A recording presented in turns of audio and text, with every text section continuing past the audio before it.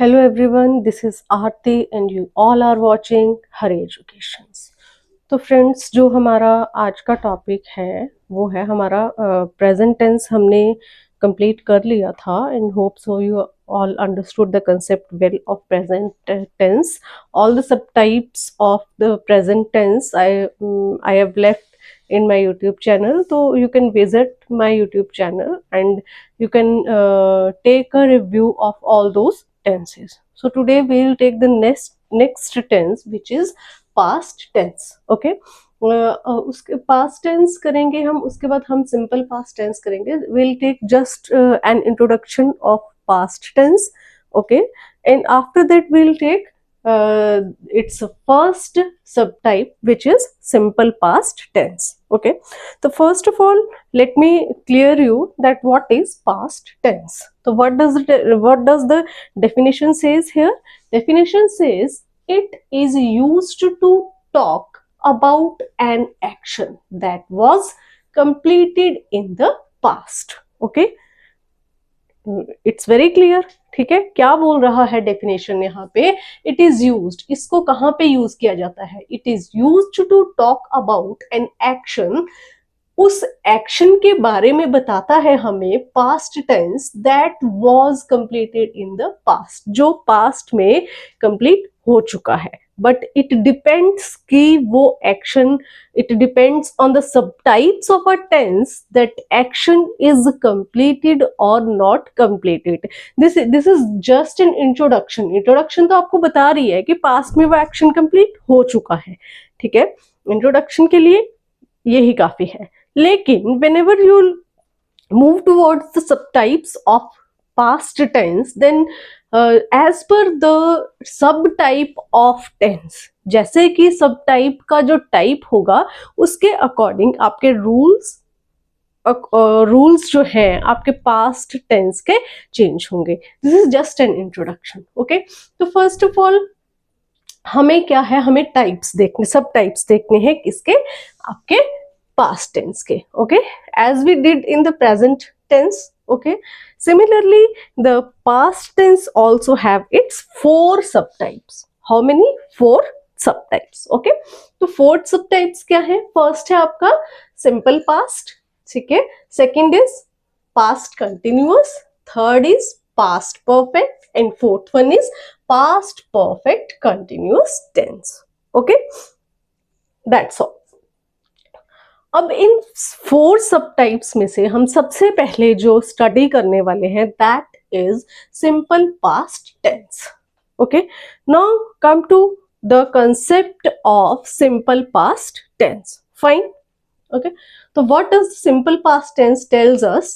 It is not clear that action was completed और was in progress. Okay, I already told you that it depends on the subtype of a tense that आपका जो action है वो past में complete हो चुका है या फिर अभी भी प्रोग्रेस में है.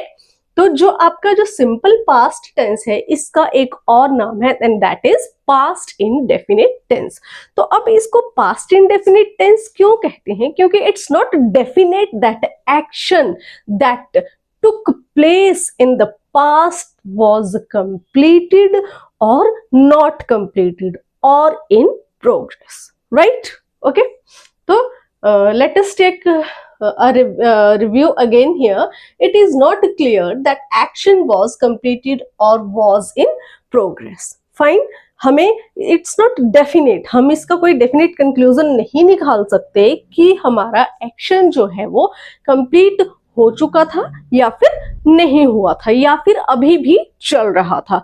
इन that case we use to call it past indefinite tense. Okay, okay, fine. Okay, so now will take the structure. अभी आप देखो, आप अगर टेंस पढ़ना चाहो, it's not a big deal to study tenses. बस आपको टेंस का एक स्ट्रक्चर याद रखना है, आपको उसका इंट्रोडक्शन याद रखना है, then tenses are nothing. Okay, तो अभी देखो एक थोड़े से टाइम में हम इस आपका जो सिंपल पास्ट टेंस है वो मैं आपको I am going to clear you the concept of simple past tense. We took the definition Okay, now we'll take the structure. Okay, so come to the structure.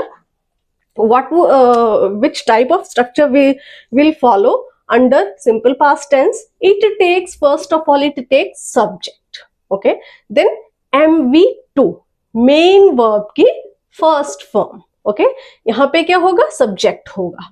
ठीक है, subject मतलब आपका जो noun होगा. ठीक है, सब्जेक्ट जो होता है वो हमेशा नाउन होता है. Okay, it may be person, place और थिंग. ओके, सबसे पहले क्या आएगा आपका? सब्जेक्ट. फिर क्या आएगा आपका? मेन वर्ब की second form. Okay, main verb की second form and then object. Okay, main verb की सेकंड फॉर्म क्यों आई? क्योंकि यहाँ पे हम पास्ट टेंस देख रहे हैं. In that case we took here main verb की first form. Fine. This is the positive, this is the structure for positive. Okay, अगर आपका जो सेंटेंस है वो अगर आपका पॉजिटिव है, then you will follow this structure. And as far as the negative sentence is concerned, अगर आपको नेगेटिव सेंटेंस को फॉलो करना है, then your structure will become subject plus did not plus MV1 plus object. Now the question arises कि हमने यहाँ पे did क्यों यूज किया और हमने यहाँ पे MV1 यूज क्यों किया जबकि हम पास्ट टेंस कर रहे हैं. Now the reason behind it is, क्या रीजन है कि सबसे पहले तो मैं आपको ये एग्जाम्पल कराऊंगी, उसमें आपको क्लियर हो जाएगा.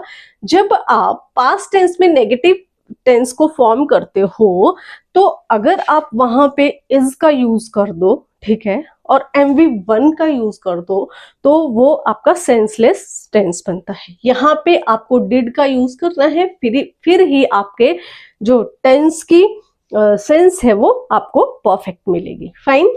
Now, as far as interrogative sentences are concerned, then the structure will become did plus subject, then MV1, then object. Now, here is the same reason why we are taking did here and why we are taking MV1 here. क्योंकि यहाँ पे हमने did ले लिया है. Did itself is the second form of verb. Okay? क्योंकि हमने did की past form यहाँ पे ले ली है, in that case we used here MV1. अब हम past form को दो बार यूज नहीं कर सकते. That is a grammatical rule for tenses. Fine.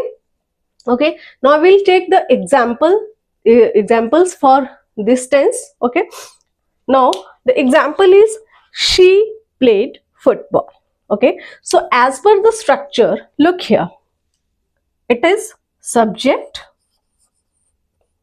plus MV2, main verb की second form, then object. Okay, fine. Now we'll take the same sentence in negative sense. अगर हम इसका नेगेटिव सेंटेंस बनाते हैं तो क्या बनता है इसका नेगेटिव सेंटेंस? देखो, अभी हम स्ट्रक्चर देखेंगे. Okay, look at the structure. क्या स्ट्रक्चर है? Subject. Okay, first of all subject. Subject is she. Okay, then did. Okay, then did. After that not. Okay, then MV1, play की main verb की first form क्या होगी? Play. It's play. Play. Okay, and then object. Object is football. Object is football. Fine. Now the sentence becomes she did not play football. Okay. अगर मैं यहाँ पे use करूं she is not play football. Okay. तो it doesn't seems doesn't seems a correct sentence. It seems a senseless sentence. Fine. Okay. तो यहाँ पे हमने did का यूज किया क्योंकि यहाँ पे हम is का यूज नहीं कर सकते, इसलिए हमने यहाँ पे did का यूज किया. ठीक है, और यहाँ पे क्योंकि हमने सेकेंड फॉर्म ऑफ वर्ब को पहले ही ऑलरेडी यूज कर लिया है, इसलिए हमने यहाँ पे किया मेन वर्ब की फर्स्ट फॉर्म को use. Okay, now at last the interrogative sentence. अब इंटेरोगेटिव सेंटेंस का अगर आप स्ट्रक्चर देखते हैं यहाँ पे, तो सबसे पहले आपको लेना है helping verb, that is did, okay, then subject did she, आपका जो ये है आपका हेल्पिंग वर्ब, फिर सब्जेक्ट है आपका, फिर है MV1, देन ऑब्जेक्ट,